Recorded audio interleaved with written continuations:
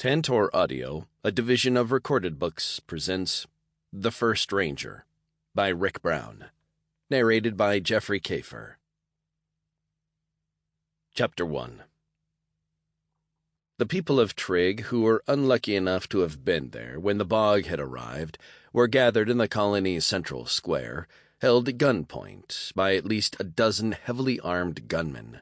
The attack had come as a surprise to all. Although Trig was a sizable colony and was active in the interstellar trade markets, they were quite removed.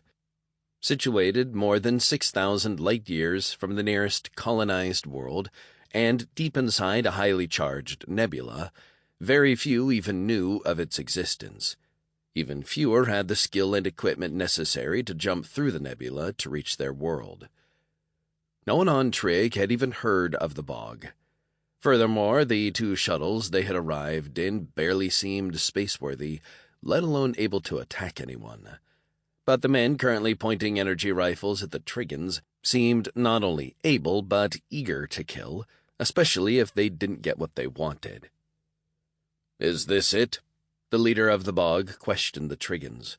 "You expect this pittance to satisfy your debt?" "What debt?" one of the Trigans asked. The bog leader did not like that question.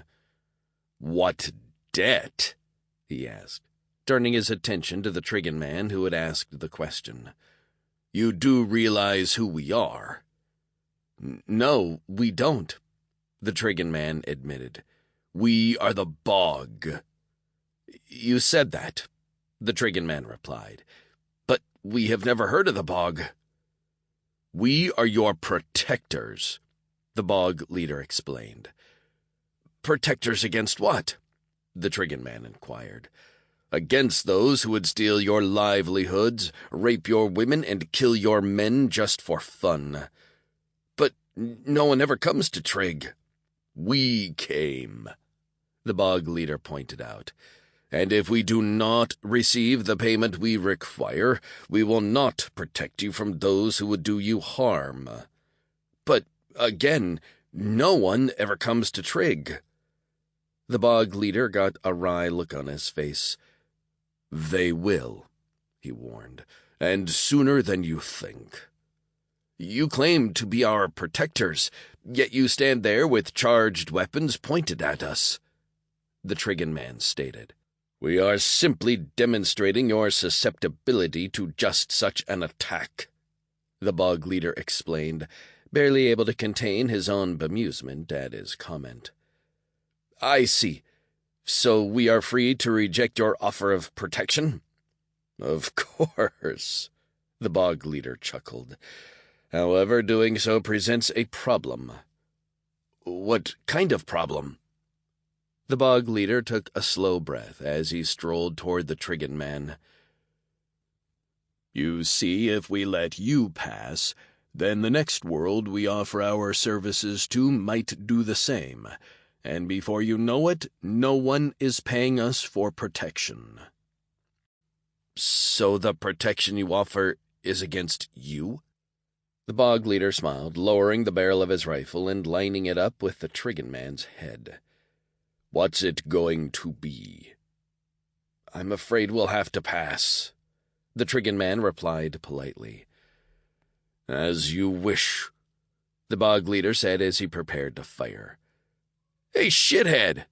a voice called from behind the bog leader. "What the—" the bog leader began as he turned around. In the distance, a scrawny young man strolled toward them.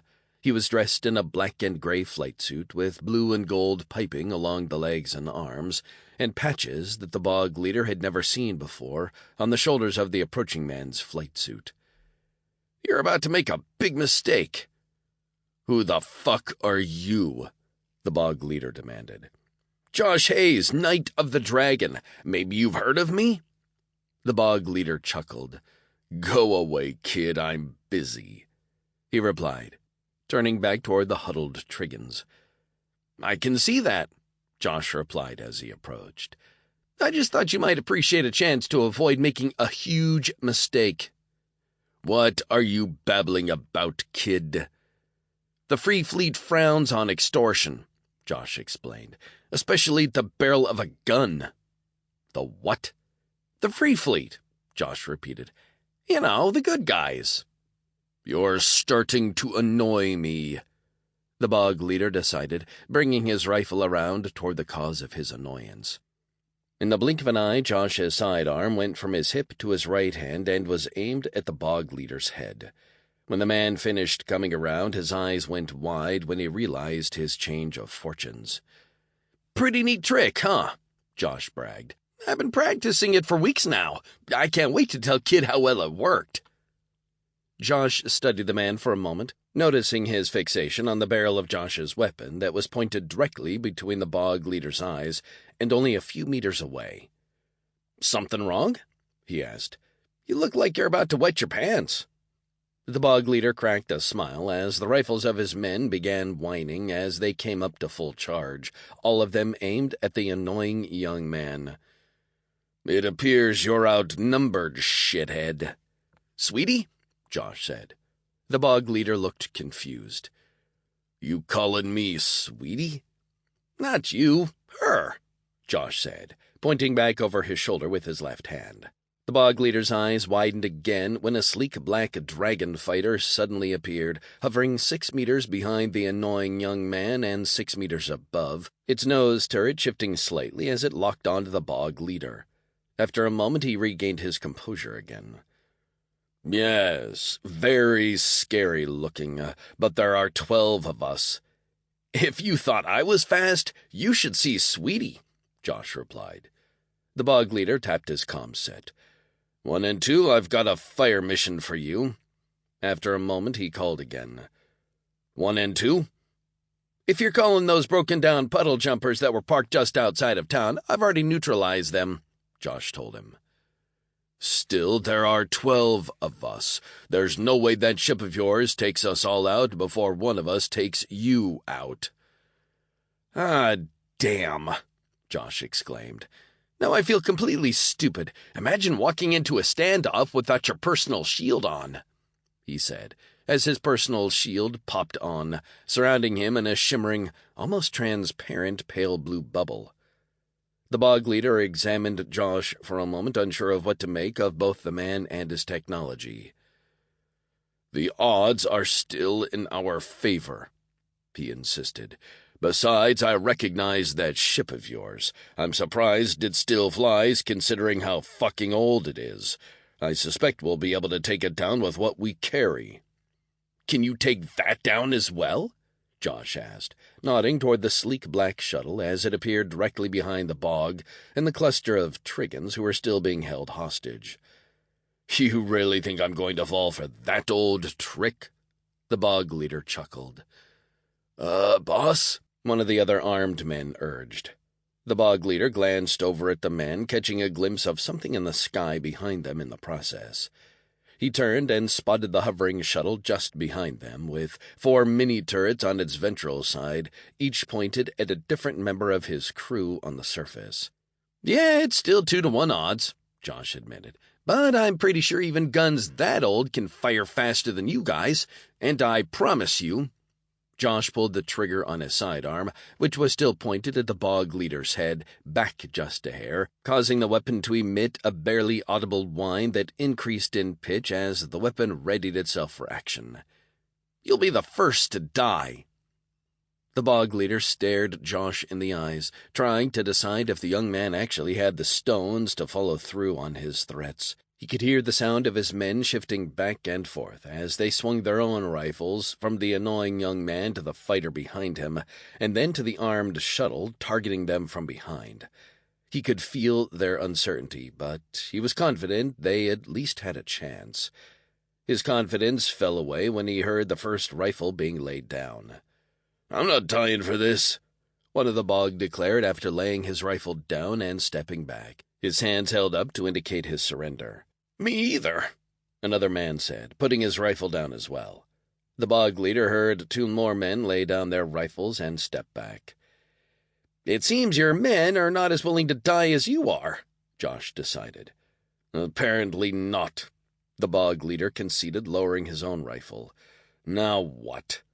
Everyone lays down all their weapons and you all get to live, Josh explained. How are we supposed to get home? The leader asked as he dropped his rifle to the ground. On those broken-down shuttles of yours? I thought you said you disabled them. I lied, Josh admitted, deactivating his personal shield as the last Bog dropped his weapon and put up his hands. Just like I did about the shield, he added with a giggle. It's just an emergency pressure shield. I bet you feel stupid. How do we know you're not going to shoot us in the back on our way out? You don't, Josh admitted. But it is your only option at the moment. Very well, the Bog leader said. Josh Hayes, huh? I'll remember that name. Be sure you do, Josh replied. I'll see you again, Mr. Hayes, the Bog leader stated in a menacing tone. If you do, it'll be the last thing you see, Josh replied. The older man studied Josh for a moment, again looking for any confirmation that the younger man was the killing type. This time he saw it.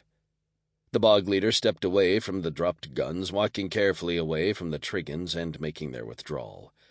When the last man disappeared between the buildings, the Triggins began to relax. The one who had spoken with the Bog leader walked up to Josh. That was amazing, he exclaimed. You are a very brave young man, but how did you know they were here? Somebody called Fleet Command and asked for help, Josh exclaimed. Do you have an AICC node on this rock? Many of them, the man confirmed. There you go, Josh said. Well, I don't know who called, but I'm sure glad they did, the man insisted, shaking Josh's hand. I don't know how we can ever thank you. Josh thought for a moment, his head cocking to his left and then looking at the man. You got anything good to eat around here? Believe me, Jessica assured Nathan and General Tellis. I grilled her. She feels terrible despite the fact that she didn't pull the trigger. In fact, I suspected it was my copy who made that decision. How'd you come to that conclusion? Nathan wondered. Doc Caven said that Kata's genetic memories would have emerged over time. At first, many of them would be more like feelings rather than specific memories, sort of like a dream that's still blurry. The further back the memory, the longer it would take to resurface. But a feeling, especially a strong one, might make that memory come out sooner. Strong emotions like love and hate would be felt within hours, at least according to the notes contained in the biosynth pod's databanks. I'm not following, Nathan admitted. Kata admitted hating Joram. Although he didn't personally kill her parents, one of his clans did, so she blamed him by extension, although she may not have even realized it. I wasn't aware that you knew so much about human psychology, Nathan stated. It is part of the Godajak didactic regimen, the general explained. A pretty big part of Spec Ops training as well, Jessica added. If she hated him so much, why'd she take the job? Nathan asked. She wasn't going to at first, Jessica replied. It was actually her brother's idea. He had it all worked out. Flight school, and then he'd buy a piece of land on some backwater planet where the Corson never came. Something big enough for both of them to build their own homes. She took the job, fully intending to quit once Sen got his commercial pilot ticket. But the longer she worked there, the more she realized she learned just how evil Joram really was. At one point she was about to quit, but then learned that Joram's previous assistant was found dead under suspicious circumstances only a few days after resigning. That, plus the fact that her brother still depended on her to pay for his flight training, forced her to stay on. But the longer she worked for him, the more he trusted her, although she suspects that he never really trusted her. She believes he probably never fully trusted anyone. So she felt even more trapped. You believe your copy knew all of this? Nathan asked. No way to know, Jessica admitted. If she did, she made the logical choice, the general decided. Kill the Corson leader, then kill herself in a way that would destroy any trace of her bioneural implant. If anyone digs deep enough, they'll learn how her parents died and conclude that Kata killed Joram for revenge, then killed herself because she feared the Corson would hunt her down to avenge their leader's death. Her brother's sudden disappearance will only help that story, Tellus added. It would have been better if she had left a note, Jessica said, but she had no way of knowing that the op was going to go south so quickly. None of us did, not even the real Kata. Did we miss her implant? Nathan asked. Dr. Barra had to use a special device that crawls through your intestinal tract to find it. It was 99% organic, which is why it didn't show up in our security scanners. It was really a clever piece of technology. Didn't even require its own power. It simply bounced back the scanner energy, but with a unique signature that would confirm her identity. It was probably in her food the first time she had lunch with her boss. She said it was only a few days after she had been promoted to the position of his personal assistant. Nathan turned to confer with Honori Doan, sitting a few chairs down from him on his left. What's your assessment of the situation? It's only been 10 hours, so I'm not picking up any chatter from my usual sources yet. Speculation? Well, if Dodish were still alive, he'd be a logical successor. But with him gone, there's no one in the Coruscant command structure who has a strong enough personality to control the fleet commanders. So the most likely scenario is that they'll go independent, with each ship laying claim to as much area as possible. And how do they do that? Nathan asked. By promising protection to the clans, and once they learn that Joram is gone, they'll jump at the offer. They all remember the clan wars. We still don't know much about the clan wars, Nathan admitted.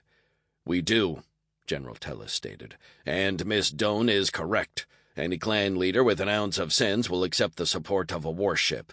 It would be far less expensive in the long run, in credits and in lives. That bad, huh? Jessica said. For both the clans and the colonists, the general replied. Many of the battles took place on the surface, and colonists often got caught in the middle. It was a brutal and chaotic time. Why didn't the Gadajak intervene? Nathan wondered. We did what we could, the general said. Unfortunately, we were not able to do all that was needed. This was before we invented the super jump drive, and the Atlantis was not as well equipped as she is now. In fact, the clan wars are why we invented the super jump drive and upgraded our vessel to make her superior to any warship in the galaxy. But if the rise of the Coruscant brought an end to the clan wars, why bother? Nathan asked. Our AI foresaw only 2 possible outcomes. Either the Coruscant would eventually conquer the Alliance, or they would fall trying to do so, leaving the entire galaxy dependent on the very entity that drove them out into the frontiers in the first place. Either one would require our intervention, so we began preparations, all the while waiting for the day that the Aurora and her crew would return as Dr. Sorensen predicted. Nathan did not look happy. I'm sorry, Nathan. Jessica apologized. It wasn't you, Jess. Maybe not physically. If it's anyone's fault, it's mine, Nathan insisted. I never should have authorized the mission. Dr. Cavens made it clear that the combination of 2 personalities into one body could produce unpredictable and potentially detrimental results. It worked with Brianna, Jessica insisted, trying to ease Nathan's guilt. The notes on how they accomplished that are vague at best, Nathan replied. Dr. Cavens believes they've figured out how to edit the human genome to control what aspects and memories would be loaded and what would be omitted.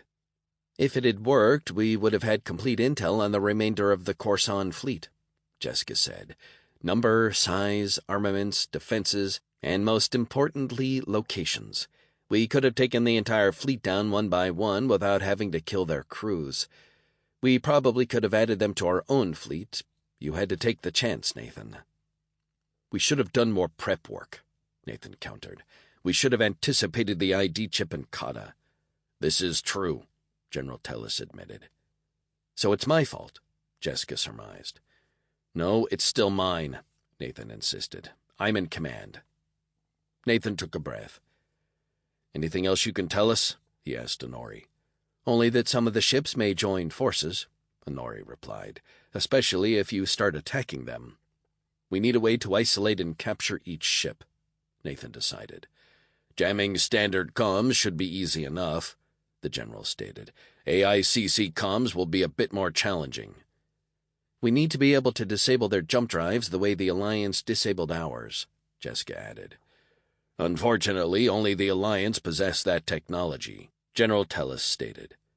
Then we need to steal it, Jessica decided. We need to steal 2 of them, the General added. Wait a minute, Nathan interrupted. You want to steal 2 Alliance warships? We've already stolen 3 warships and 2 jump gates, Jessica reminded him. What's 2 more ships? Not warships, General Tellis corrected. Patrol ships, the smaller internal ones. What exactly are patrol ships? Nathan wondered. The larger, more deadly Zulati ships operate in the outer regions of Alliance space, mostly around the border and occasionally in the Fringe and the Badlands. Their role is to protect the Alliance against the infiltration from outside Alliance space. Kind of like a galactic border patrol, Jessica opined. In a manner of speaking, the General agreed. Patrol ships are used internally to enforce the rules of interstellar navigation and trade. They are also used to intercept any ships that manage to get past the Zulati and into their patrol zones. However, their main function is to force ships to use the gate network instead of multi-jumping around Alliance space. How do they force them? Nathan asked.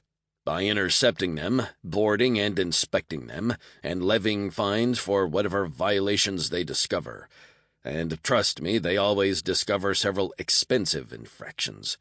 If the ship's captain is unable to pay the fines on the spot, they impound the entire ship and its cargo. Just the fear of this is usually enough to keep the ships using the jump gate network. And these patrol ships have jump drive disabling tech? Nathan asked. They do, although they rarely need to use them, the General replied. Just the knowledge that they can disable their jump drives is enough. No ship's captain refuses an order to heave to for inspection. How deadly are these ships? Nathan asked. Not very, at least not offensively. They are primarily designed to be good at tracking jump signatures and intercepting traffic. Their defenses are very basic. Point defenses, a single missile launcher and 2 combo turrets, 1 dorsal and 1 ventral. That's it? Jessica asked in disbelief. They're not expecting to require more than that, the General explained. They're about half the size of the Aurora with a small operations crew and 1 or 2 squads for boarding actions. They're mostly flown by AI, and they're not designed for long-term operations away from port. In fact, they don't even have crew cabins. They operate from surface bases on Alliance worlds and fly 12-hour missions. Each base usually supports 6 to 8 ships, and their crews all live locally. So we steal them from the base, Jessica surmised. Perhaps, the General replied. However, we know very little about base security at this point. We've never really had the need, and there are hundreds of such bases throughout the Alliance. How can we get intel on them? Nathan asked. We have operatives on several worlds with patrol bases on them, the General replied. We will start there. Any chance we could simply convince a crew to defect and bring a ship with them? Nathan wondered. Doubtful, the General replied. Even if you did find a pliable crew, the ship's AI would prevent them from absconding with Alliance property. Then we have to figure out a way to take out the ship's AI and fly it out manually, Jessica decided. That may not even be possible, the General warned. Have your operatives poke around, Nathan told the General. Meanwhile, I'll talk with our engineers and see if there's a way to take over their AIs. There is one other problem I feel compelled to point out, General Tellis stated. Thus far, you have stolen 3 ancient warships, a couple of jump tugs, and 2 jump gates. While the Expedition-class ships were technically still Alliance property, the tugs and jump gates were not. However, the patrol ships clearly are Alliance property, and they are considered warships. Stealing them may provoke the Alliance further. They're already hunting us, Jessica said, and we have better weapons and shields. Marginally better, the General pointed out. We also have the super jump drive, Nathan added, and they can't disable that. That is our only true and clear advantage, the General agreed. I will get word to the appropriate operatives. I'm not committing to anything just yet, Nathan told them. Not until we have more intel on the patrol bases and we get some indication of what the remaining Coruscant ships are going to do now that their leader is gone. With any luck, we won't have to steal anything else. So let me get this straight, the Trigon man said. You jump around the galaxy protecting people from the Coruscant and you don't ask for compensation? That's right, Josh replied as he shoveled more of his meal into his mouth. What'd you call this? Geisen stew. What's a Geisen? A big, ugly, smelly beast with horns. Very dangerous, but it makes a great stew. It's got an almost sweet taste to it. That's the honey root. Whatever it is, it's good. So they give you your own ship, your own fighter, and they pay you? They don't really pay me, Josh admitted. At least not yet. But they do provide everything I need to survive. Considering you just faced off against 12 armed men, I'm not sure you're going to survive for long. That? Josh said, waving his hand dismissively. Weren't you scared? Hell no, Josh bragged. I'm a very good shot, he said with a wink. And so is Sweetie. Who's Sweetie? My AI, Josh explained. She was flying both ships. You call your AI Sweetie? Why is everyone surprised by that? There's one thing I don't understand, the Trigon admitted. You had 2 ships. Why not just shoot them all and be done with it? The Free Fleet tries to avoid killing people if we can, even the bad guys. We wouldn't have minded one bit. Couldn't you have just stunned them all? Yeah, but then I wouldn't get to have any fun, Josh joked. Besides, I would have had to stun everyone. I'm pretty sure we would have forgiven you. I'll keep that in mind next time. So how often do you have to do this? You know, face down bad guys. I don't know. I just started, Josh admitted. That was the first time you faced armed men? No, I've done that lots of times. I mean, it was the first time I've done it as a knight. What exactly is a Knight of the Dragon? You take a dragon fighter pilot, put him or her through a bunch of extra tactical work and psychological training, and then give them a fighter and support shuttle and set them to work. Women are knights as well. We have 3 of them. How many knights are there? Currently just me. The rest are waiting for their support shuttles. But in a few months, there'll be 10 of us, hopefully more in the future. How do you know where you're needed? Someone calls Fleet Emergency Dispatch, and they send the nearest knight. Or the only knight, for now. You're going to be a busy night, especially now that your people have eliminated the Coruscant. You heard about that already? It's all over the Darknet. How'd the Darknet even find out about it? Rumor is someone on the inside leaked it, the Trigon man explained. Is it true? Yep, but it wasn't us, Josh lied. Old man Perona's personal assistant killed him, then killed herself. How do you know that? Josh leaned in as if he didn't want anyone else to hear him. We had someone on the inside, too. Kata opened the door, finding Captain Scott standing outside her quarters. Captain, she replied, suddenly becoming nervous. I am so sorry. Relax, Misser, Nathan told her. No one blames you. In fact, if anyone is to blame, it would be me. You? May I? Of course, Kata said, stepping aside to allow him in. Nathan strolled in as Kata closed the door. I am the captain, after all. Honestly, I should have insisted that we do more surveillance and research before committing to such an ambitious plan. I let my desire to avoid stepping over one ethical line cause me to step over another, which I should not have done. And all we got for it was that both you and my chief of security feel guilty. I should be apologizing to you. Maybe we should just stick with it's nobody's fault and leave it at that? Kata suggested, taking his seat. So what now? What do you mean?